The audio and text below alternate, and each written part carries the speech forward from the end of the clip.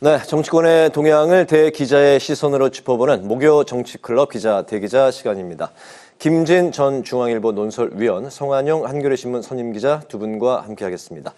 네, 반갑습니다. 어서 오십시오. 네, 안녕하세요. 네, 안녕하세요. 네, 김진 전 논설위원님께서는 저희 이 코너의 이제 첫 번째 시간인데, 네. 네.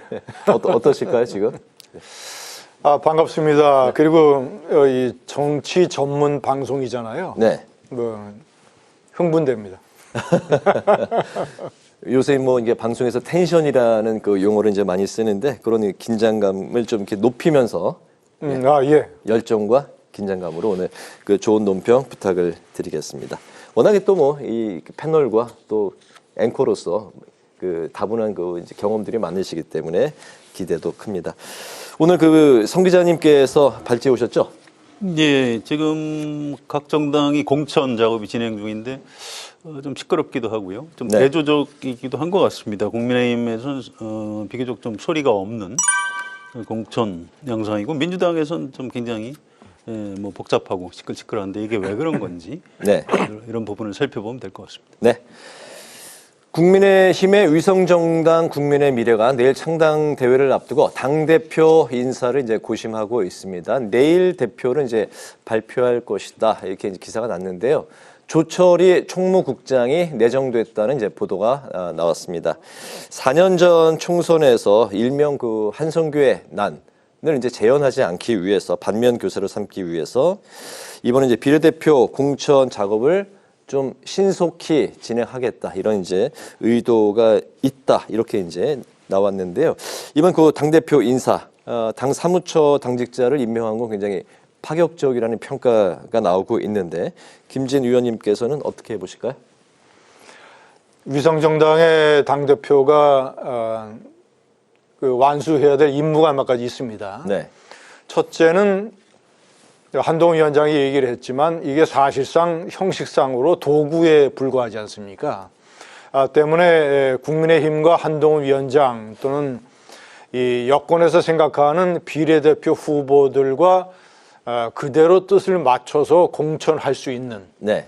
그러니까 4년 전에 반란이라든가 파행이 일어나서는 안 되는 자 그런 일종의 이제 일심동체의 조건이 있어야 되고, 두 번째는 총선 이후에 적절한 시점에 다시 합당을 하게 되지 않습니까? 네. 그러니까 지금부터 길어야 2개월, 3개월 정도 수명이 있는데 그 합당 과정도 아주 순조롭게 가지고 갈 수 있는 인물. 네. 세 번째는 저는 뭐 어느 정도나 사실일지 모르지만 어떤 당뇨 출신의 당 총무국장 뭐 이런 당대표도 실무적으로는 필요할지 모르지만 뭔가 위성정당, 아무리 위성정당이지만 그래도 국민의힘이 만드는 정당이라는 거를 국민들에게 이미지를 주기 위해서 네.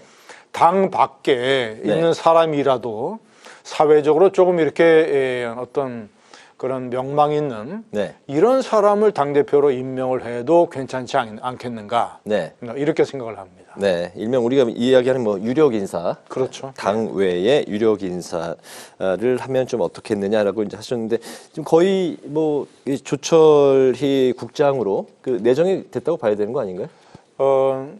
글쎄요. 만약에 이제 그렇게 확정이 됐다면 네. 그것은 아주 대단히 이번에 위성정당을 실무적으로 가지고 가겠다. 한동훈 위원장이 얘기한 것처럼 국민의힘이 생각을 하는 비례대표 후보들을 그대로 관철을 하기 위한 국민의힘의 도구, 이런 의미라고 봐야겠죠. 네. 성 의원님 어떻게 보셨습니까? 글쎄 뭐 그렇게 길게 할 얘기는 아닌 것 같아요. 네. 뭐 별로 고심한 것 같지도 않고요. 4년 전에 한성교 의원 시켰다가 그때 그 황교안 대표하고 좀 뜻이 달라가지고 위성정당 대표를 또 바꾸고 이런 파동이 좀 있어서 이번엔 확실히 시키는 대로 할 사람을 그냥 시킨 것 같습니다. 아까 김진 의원 말씀하신 게 100% 맞는 얘기고요. 당직자를 시키는 게 가장 안전하고 네. 실무적으로 효율성이 높으니까 아마 이렇게 내정을 한 것 같습니다. 네, 알겠습니다. 역시 그 짧게 답변을 해주셨네요. 어제 국민의힘이 서울, 경기, 세종등 지역구 후보 7명을 추가로 확정했는데요. 서울 서대문을의 박진 의원, 경기 고양청의 김연아 전 의원이 공천이 확정됐습니다. 됐다가 김 전 의원은 정치자금법 위반 수사 등의 이유로 공천이 보류가 됐습니다. 이런 가운데 현역 의원들의 교체 폭이 이제 적다 보니까 잡음이 없는 대신에 또 감동도 없는 공천이다. 이런 평가가 나오고 있습니다. 국민의힘 공천 상황 성 의원님부터 들어볼까요? 예, 뭐 홍문표 의원이 경선 포기했더라고요. 조건이 너무 불리하다 그래서 이게 민주당 쪽에서는 좀 보기 어려운 장면입니다. 그래서 이게 이제 왜 그런지 앞으로도 계속 공천이 좀 남아 있는데 네. 계속 이렇게 좀 조용할 것인지 물어봤더니 대구 경북에서 좀 현역 의원들이 컷오프될 거라고 합니다. 그래서 네. 좀 긴장하고 있는데 아무래도 이제 그 현역 의원이 컷오프되면 좀 잡음이 뭐 반발, 갈등 이런 양상이 조금 벌어질 수는 있다 이렇게 설명을 하고 있어요. 네. 그런데 그럼에도 불구하고 지금 여당 공천이 비교적 순조롭게 되는 이유는 현재 이제 집권 세력이기 때문에 뭐 당근과 채찍을 다 가지고 있어요. 현역 의원인데 공천에서 탈락을 하면 네.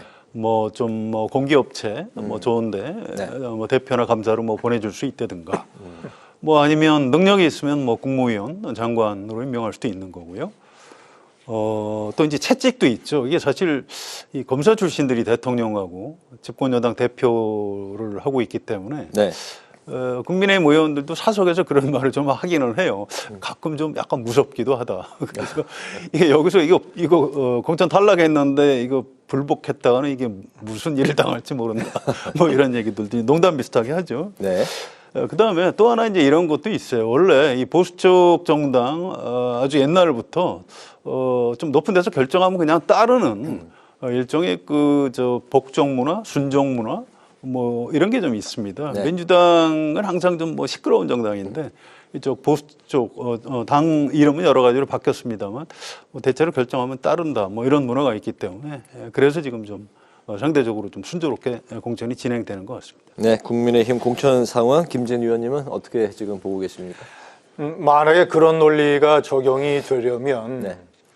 2016년에 박근혜 대통령 정권의 몰락을 가져왔던 그런 공천 파동 같은 것은 생기지 말아야죠. 왜냐하면 여당의 승리가 그때나 지금이나 똑같으니까. 그래서 저는 그거는 뭐 불변의 논리가 아니라고 생각을 하고 네. 이번에 잡음이 없는 것은 우선 첫 번째는 그래도 시스템 공천이 적용이 되고 있다. 네. 나름대로. 우선 이 민주당과 비교를 해보면 이재명 대표의 이 사천 사당화 논란으로 완전히 당이 뒤집어질 정도로 시끄럽지 않습니까? 네.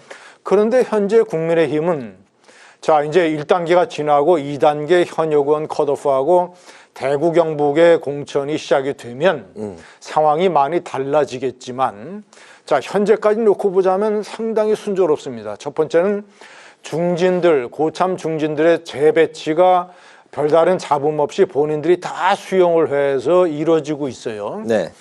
그것은 맨 처음에 장제원 윤핵관의 대표 장제원 의원이 불출마를 선언을 해놓으니까 나머지 지방의 고참 중진 의원들이 좀 더 험지에 가서 싸워달라는 당의 요청을 뿌리칠 만한 어떤 정치적인 여지가 없는 거죠. 그러니까 다 나름대로 다 이제 험지로 가는 것을 수용을 하는 이런 것이 되고 두 번째 가장 중요한 것은 이른바 새로운 용핵관이라고 불리우는 용산 출신 이 출마자들 중에서 완전히 출마만 하면 당선되는 그런 꽃밭 텃밭에 단수 공천을 받은 사람이 지금까지 해운대갑의 주진우 비서관이 유일합니다. 네. 나머지는 단수 공천 받은 사람이 예를 들자면 의정부의 전희경이라든가 서울의 험지라고 할 수 있는 중랑을의 이승환 행정관이라든가 네. 용산 출신 세 사람 중에서 전체로 따지면 용산과 정부 출신이 21명인데 현재까지 그 중에서 꽃밭 공천을 받은 사람이 한 사람이에요. 그전에는 막 용산에서 낙하산들이 내려와서 대거 공천을 받을 거라는 그런 우려와 비판이 있었지 않습니까? 그런 것이 현실에서 일어나지 않고 있다. 그리고 한동훈 위원장의 사천 논란도 김경을 비대위원이 사퇴를 하는 바람에 수그러들었고 이런 것들이 현재까지 순조로운 국민의힘 공천의 어떤 비결이라고 봅니다. 네. 그런 순조로운 그리고 이제 현역 의원들의 컷오프가 이제 아직까지 없는 그런 이제 상황의 기저에는 쌍특검 표결이 이제 일주일 후 29일에 이제 재의결이 될 텐데 이때 이탈표를 막기 위한 뭐 포석도 있지 않느냐 이런 해석도 나오는데요. 예. 송 의원님이 그런 해석이 있죠. 네. 현실적인 문제고요. 그래서 이제 현역 의원을 탈락시키는 그 이른바 컷오프 발표를 좀 늦추는 측면은 있는 것 같습니다. 뭐 마냥 늦출 수는 없고요. 네. 그래서 뭐 그런 고려를 좀 하는 흔적은 있는데 지금 뭐 사실은 민주당 쪽 뭐 좀 이따 얘기하겠습니다만 민주당 쪽이 훨씬 더 복잡해요. 그래서 네, 바로 민주당 이야기로 들어갈까요? 예, 그렇게 하시죠. 그게 나을 것 같습니다. 알겠습니다. 오늘 민주당이 5차 공천 심사 결과를 이제 발표했습니다. 서울 동대문갑 안규백 의원, 동대문 을의 장경태 최고위원, 인천 연수갑 박찬대 최고위원 등 소위 그 친명계 핵심 인사들로 불리는 현역 의원들이 단수 공천을 이제 받았습니다. 건노갑 상임 고문 그리고 이제 어제는 여러 그 전직 국무총리 등 당의 원로들이 공천이 당대표의 사적 수단으로 변질됐다. 여기에 이제 이재명 대표가 책임을 져야 된다. 이런 이제 목소리들이 나오고 있습니다.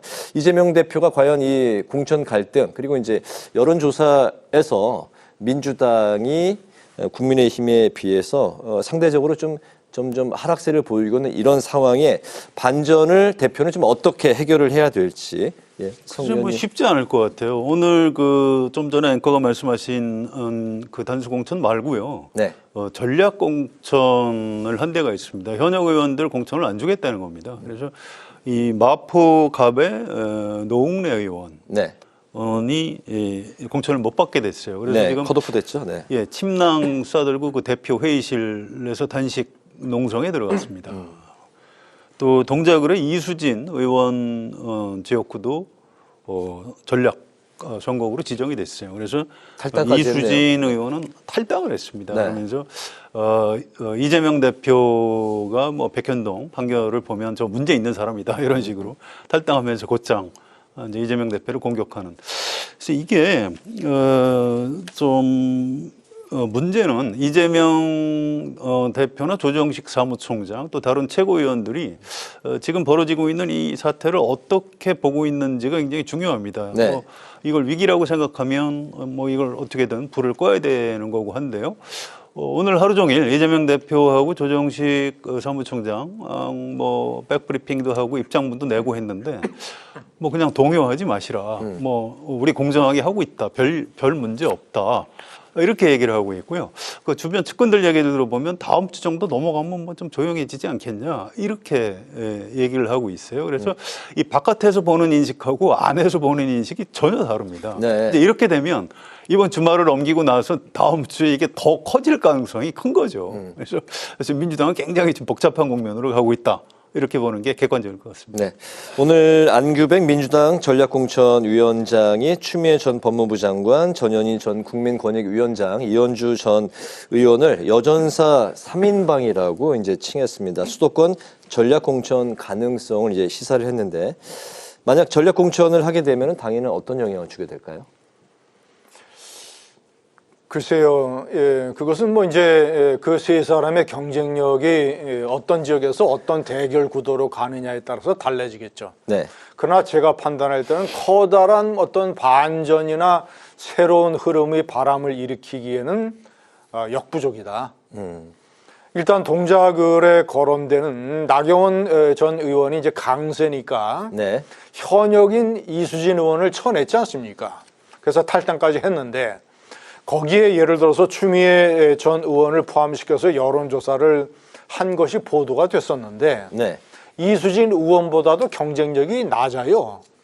그러면 이 지명도가 뛰어난 추미애 전 의원이 그 정도라면 전현희 전 의원이나 이현주 전 의원이 예를 들어서 뭐 서울의 중성동구 갑 같은 데에서 국민의힘의 여전사 윤희숙 전 의원하고 맞붙는 데든가 네. 아니면 뭐 전현희 의원 같은 경우에 뭐 어디로 갈지 모르지만 과거에 강남을에서 금배지를 달았었으니까 네. 이번에 예를 들어서 송파갑 같은 데에 전략 투입을 하든가 뭐 이런 식의 노림수를 민주당에서 꾀해 볼 수는 있지만 네. 그 세 사람들이 가진 어떤 이 영향력이나 파워가 커다란 바람을 일으키기에는 제가 봤을 때는 많이 부족하다. 지금 가장 핵심은 말이죠. 제가 조금만 더 말씀을 드리면 지금 민주당의 공천 파동 상황이 심각합니다. 8년 전에 박근혜 정권의 몰락을 가져왔던 공천 파동. 네. 공천 파동은 총선에서 최대의 악재예요. 지금 많은 유권자들이 침묵 속에서 지켜보고 있는데 이재명 파의 지금 공천 전략은 두 가지입니다. 하나는 이재명 대표의 앞으로 대권 라이벌이 될 수 있는 사람들은 이번에 다 잘라버리는 거예요. 대표적인 게 누굽니까? 임종석 전 의원을 이 윤석열 대통령 탄생에 책임이 있다라는 허황된 논리로 막아내려고 하지 않았습니까? 두 번째는 지난번에 전당대회 때 당대표 경선에서 22%를 얻고 네. 이재명 대표가 77%를 얻었었는데 22%를 얻고 또 당 대선 후보 경선에서 출마를 해서 민주당이 어떤 새로운 바람을 불러일으켰던 박용진 의원. 아니 법안 발의를 80개를 해서 15개를 통과시켰는데 이재명 대표는 법안 발의를 6개에서 하나도 통과시키지 못했어요. 박용진 의원은 국회 의정 대상까지 받았고 본회의 출석률이나 상임위 출석률이 이재명 대표보다도 월등합니다. 이재명 대표는 법원에 출석하느라고 그런 회의 참석률이 낮아요.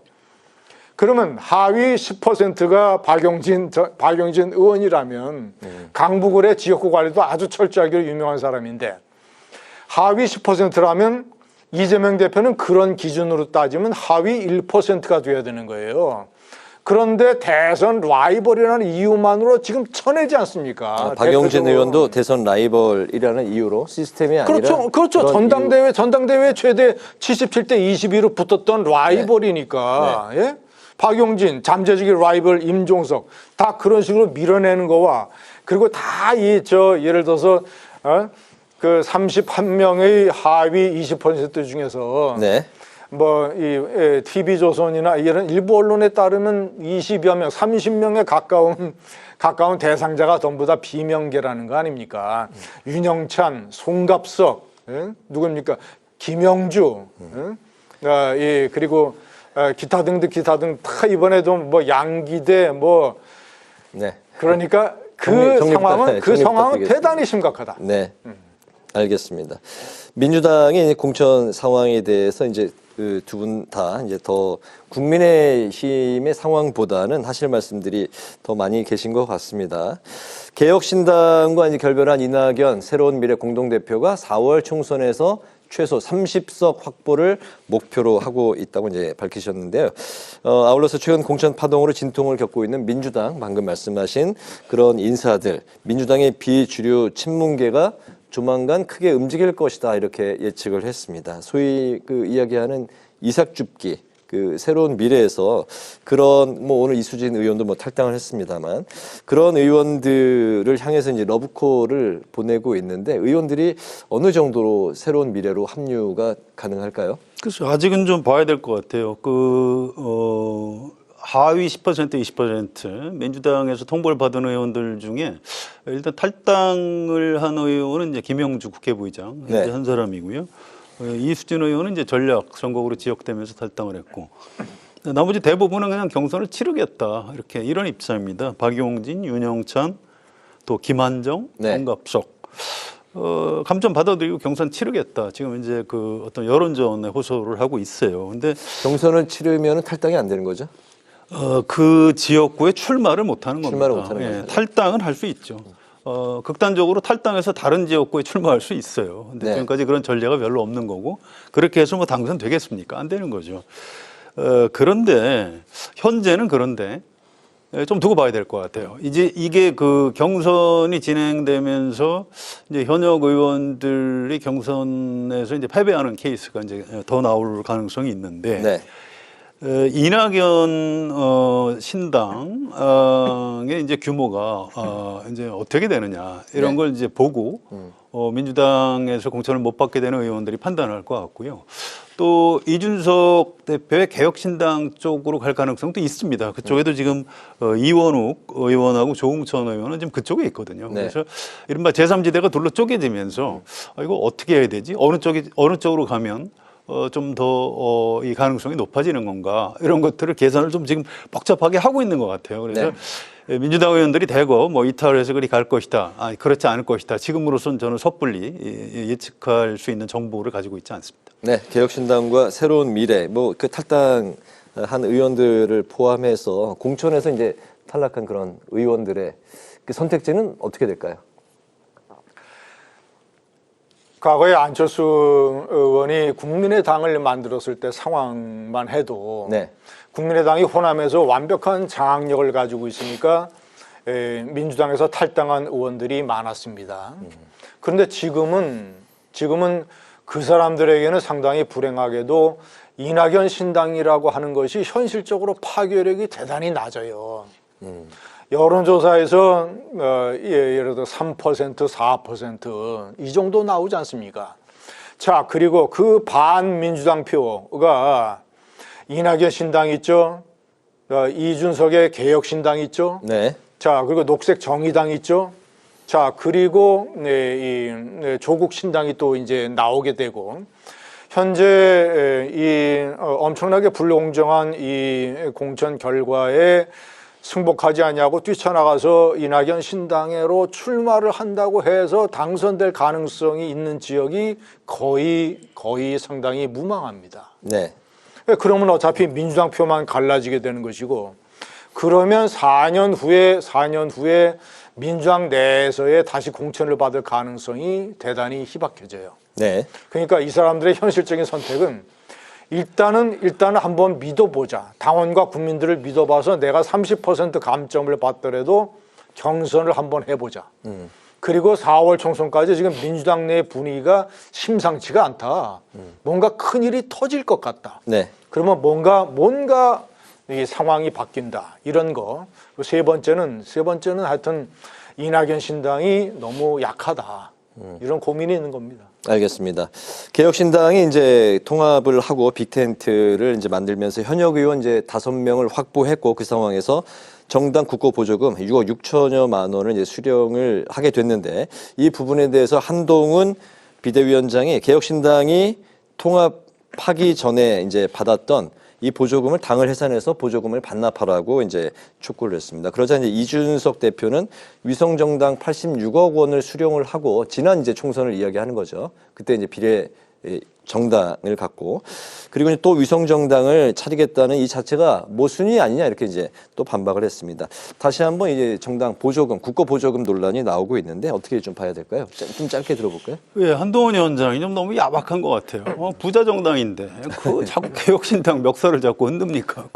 어차피 또 위성정당 만들면은 그리 의원들 보내서 네. 기호 앞으로 끌어올리려고 하게 되면 또 선거 보조금 또 그 받게 돼요. 그 정당도. 그럼 그거 반납할 거예요? 네. 난 그 자기 정당 잘하면 되는 거지. 뭐 남의 정당 해산 이런 얘기하고 이거 별로 예의는 아닌 것 같습니다. 네. 옆집을 쳐다볼 필요는 없다 말씀하셨는데. 네. 국민의힘에서 위성정당을 만들어서 국회의원들을 보내게 되면 네. 그만큼 국민의힘의 의원 숫자가 줄어들기 때문에 국민의힘이 받아야 될 선거 보조금은 또 그만큼 줄어듭니다. 네. 그러니까 그거는 이제 그런 식의 비판은 불가능한 것이고 문제는 국회의원 수를 5명으로 맞춰서 6억 6천만 원을 받았다가 며칠 내에 이런 식으로 그러니까 한동훈 위원장이 얘기하는 그 영주권을 얻기 위한 위장 결혼을 했다가 지금 갈라서서 영주권은 날라가고 단기 체류권만 받은 거 아닙니까? 단기 체류권으로 총선을 치러야 되는데 네. 그러면 결혼식 때 이 위장 결혼을 했던 축의금 6억 6천만 원 이걸 사실 하객들한테 돌려줘야죠.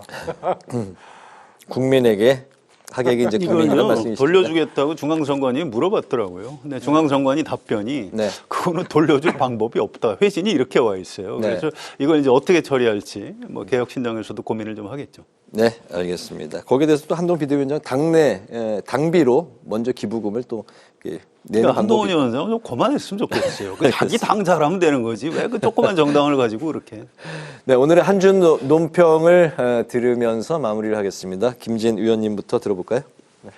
오늘의 한 줄 논평은 박근혜 망친 공천 파동. 네, 이번엔 이재명? 알겠습니다. 퀘션 마크. 네, 네, 송 의원님.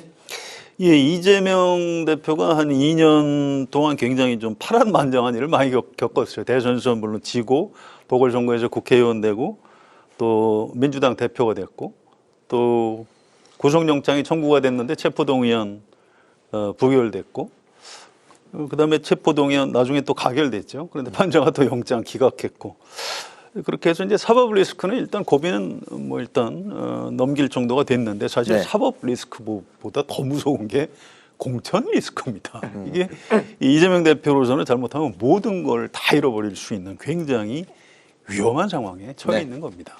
그래서 오늘 이제 한 줄 논평 이재명 대표 절체절명의 위기라고 하겠습니다. 네, 오늘 두 분의 한 줄 논평은 이재명 대표가 공통으로 나왔네요. 알겠습니다. 오늘 목요 정치클럽 기자 대기자 지금까지 김진 전 중앙일보 논설위원 성환용 한겨레 신문 선임 기자와 함께 오늘의 전국 현안을 살펴봤습니다. 오늘 두 말씀 잘 들었습니다. 감사합니다. 오늘 국회 라이브 6도 여기서 마치겠습니다. 시청해 주신 여러분 고맙습니다.